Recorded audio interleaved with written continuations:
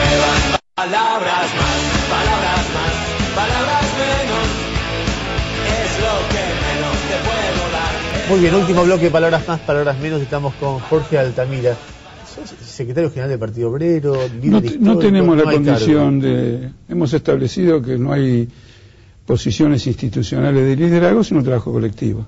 A ver, en general en los medios se escucha gente que critica o defiende al capitalismo, pero desde dentro del capitalismo, planteando reformas, etcétera.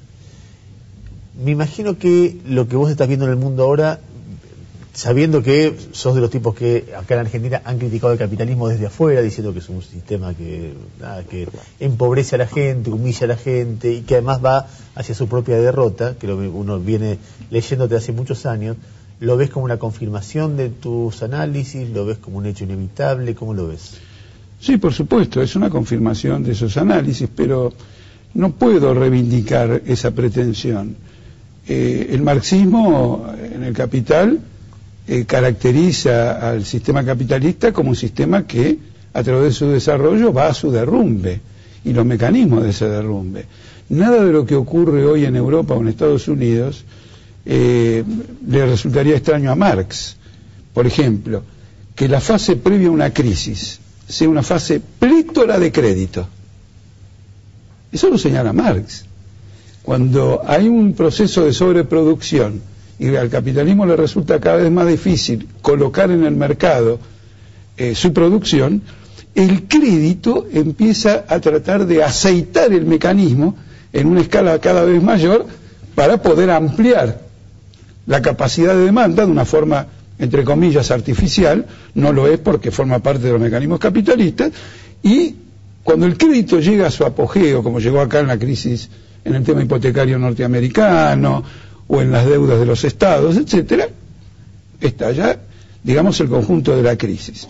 La novedad que yo introduciría, que tampoco es exactamente una novedad, es que una cosa es la crisis de un organismo adolescente y otra cosa es la crisis de un organismo senil. Hay una hermosa novela de Alberto Moravia que está centrada en una crisis existencial enorme de un chico de 13 años.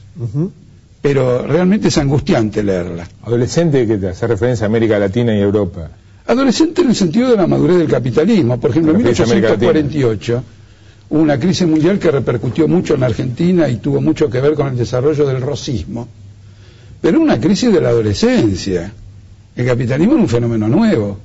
Salió de la crisis fortalecido, creó anticuerpos para impulsar un desarrollo superior.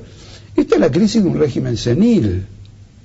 Entonces la capacidad para adaptarse y salir de esta crisis no solo es menor, es prácticamente nula. Pensá que la crisis del 30 terminó con una guerra que significó la muerte de 100 millones de personas. Está bien. Ahora, Jorge Marx escribió en el siglo, ya no en el pasado, sino en el anterior. Y pasó la crisis del 30, del 29-30, la Segunda Guerra, la crisis del petróleo. ¿Y por qué no habría de pasar esta? No. Quiero decir, Marx era un analista, no era un profeta. Esta puede pasar. Pero de todos modos plantea, porque ese es el sentido también de la pregunta que ustedes colocan, es el fin del capitalismo, ¿qué pasa? Plantea el problema del régimen social en que queremos vivir. Si los el año pasado hubo una revuelta en Grecia de una juventud que era llamada algo así como mileurista, ¿no es cierto? Mileurista quiere decir que 1.000 euros. Gana 1.000 euros. Es decir, antes de la crisis ya había una juventud que no lograba sobrevivir en este sistema 1.000 euros.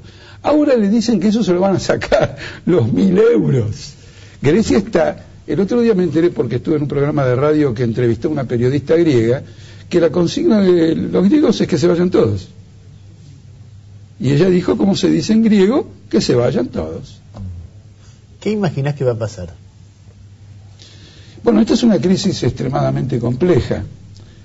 Las medidas que ha tomado la Unión Europea la semana pasada resultaron un fracaso. Tiró un cañón de $1 billón, si sumamos lo que aportaba la Comisión Europea, el Banco Central, el Fondo Monetario Internacional, y hoy vemos que se ha caído absolutamente todo.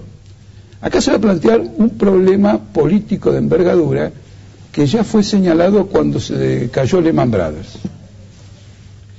Algunos personajes importantes del capitalismo están viendo que de esto no se puede salir sin una intervención despótica del Estado para forzar al capital a cambiar de rumbo. Es decir, hasta ahora, ¿qué hizo el Estado? Les dio... Dejó hacer. No dejó hacer. El Banco Central Norteamericano, la Reserva Federal, que tenía 300.000 millones de dólares, expandió sus reservas, es decir, entregó dinero, compró títulos de los bancos y de sectores privados, además de por 2.500.000 millones de dólares. Eso se derrumbó, por eso lo tenés aquí, citaste a Rubini, diciendo que la situación financiera de Estados Unidos es considerablemente peor que la de Grecia. Lo que pasa es que Estados Unidos tiene dólares. Y no solo que tiene dólares, sino que el dólar en el mercado mundial hoy tiene un peso entre reservas y moneda de tráfico del orden del 65-70%. Ahora, ¿no es cierto? Entonces ha utilizado esos recursos. Pero Estados Unidos sigue estando en el centro de la tormenta. Ahora, Jorge, el capitalismo está en crisis, claramente. Sin embargo, uno no ve un resurgimiento, un crecimiento muy considerable de reclamos por un régimen distinto. Por régimen distinto me refiero distinto al